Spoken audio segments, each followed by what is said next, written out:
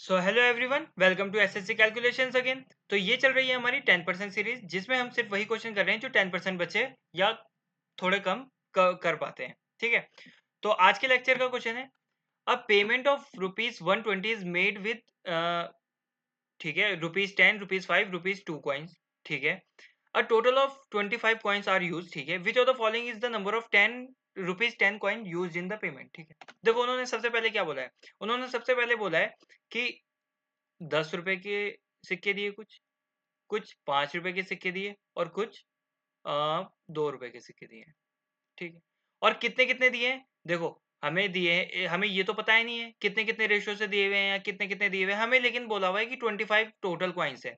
देखो ये तो उनका प्राइस है, ठीक है ना, यहाँ पे लिखते हैं हम कॉइन्स। तो कॉइन्स में क्या लिखेंगे, मान लो ये एक्स थे, ये वाई कॉइन्स है और ये जेड कॉइन्स है। ठीक है, टोटल कितने कॉइन्स थे, अगर इनको जोड़ेंगे हम तो वो बोल रहे हैं कि 25 टोटल कॉइन्स थे। इतना आप समझ गए होंगे। ठीक है, अब आगे क्या बोल रहा है, आगे बोल रहा है कि जब पेमेंट करी तो वो पेमेंट कितने की थी, 120 रुपए टोटल दिए थे उसने। तो ये इसका अमाउंट कितना होगा, टोटल होंगे ये 10x लिख दो, रुपीज ही है वैसे तो वैल्यू लिख देते हैं। वैल्यू कितनी थी इसकी, 10x होगी।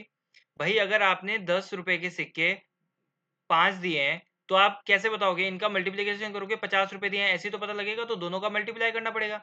ये हो जाएगा इतना, फिर प्लस ये हो जाएगा 5y और प्लस ये कितना हो जाएगा 2z, जो कि कितनी है 120 रुपीज है। ठीक है, इतना आप समझ गए होंगे। ठीक है, अब देखो, अब उन्होंने बोला विच of the following is the number of 10 rupees coin use in the payment. देखो हम ऐसे तो नॉर्मली इसे निकाल नहीं सकते हैं, इसलिए यहाँ पर बच्चे हो गए होंगे कंफ्यूज, क्योंकि 3 वैल्यू है। अब ऐसे तो हम सॉल्व कर नहीं सकते ना इसे।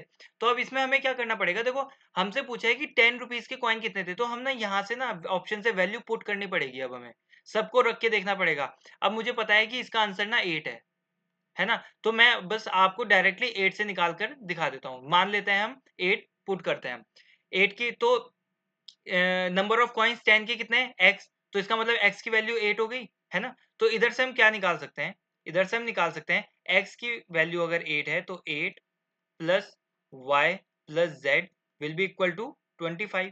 अब 8 इधर लिख दिया, 8 उधर चल जाएगा, माइनस का हो जाएगा, तो ये कितना आ जाएगा आंसर, ये आ जाएगा 17। ठीक है, 8 माइनस कर देंगे 25 में से तो 17 आ जाएगा। अब दोबारा से हम करेंगे, दोबारा से इस इक्वेशन में रख दो 8, तो इधर लिख देंगे तो ये कितना हो जाएगा, ये 10 एक्स की जगह अगर हमने 8 लिखा तो 10x कितना हो जाएगा, 10x हो जाएगा 80, है ना। हाँ, 10x हो जाएगा 80, तो 80 प्लस ये हो जाएगा 5y प्लस ये हो जाएगा 2z, ये हो जाएगा 120। अब 80 इधर जाएगा तो 120 से माइनस हो जाएगा, तो ये कितना हो जाएगा, ये हो जाएगा 40। तो इस इक्वेशन को हम ढंग से लिख लेते हैं इसके नीचे। ये आई इक्वेशन 5y प्लस 2z था ना, इज इक्वल टू 40। ये आ गई इक्वेशन, है ना।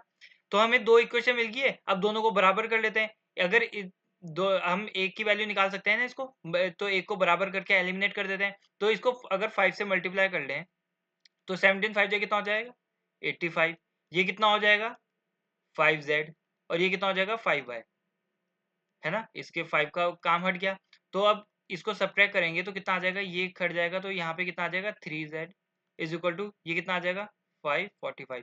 तो z की वैल्यू कितनी आ गई 15। अब देखो x की वैल्यू हमने क्या पुट करी थी, हमने तो 8 मानी है, z की वैल्यू क्या निकाल दी 15।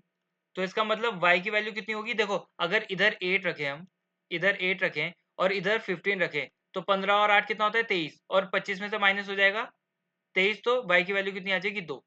तो इतनी आ रही है वैल्यू। अब हम ना डायरेक्टली इसको सॉल्व करके देख लेते हैं, ये तो बराबर आ रहा है, क्या सॉल्व हो रहा है, क्या 120 कॉइन बन रहे हैं, 120 रुपए बन रहे हैं। तो करेंगे, x की वैल्यू 8 है तो ये 80 है, प्लस 5y, y की वैल्यू 2 है तो 5 2 जाए 10 हो जाएगी इसकी वैल्यू, और ये 2 15 30 हो जाएगा।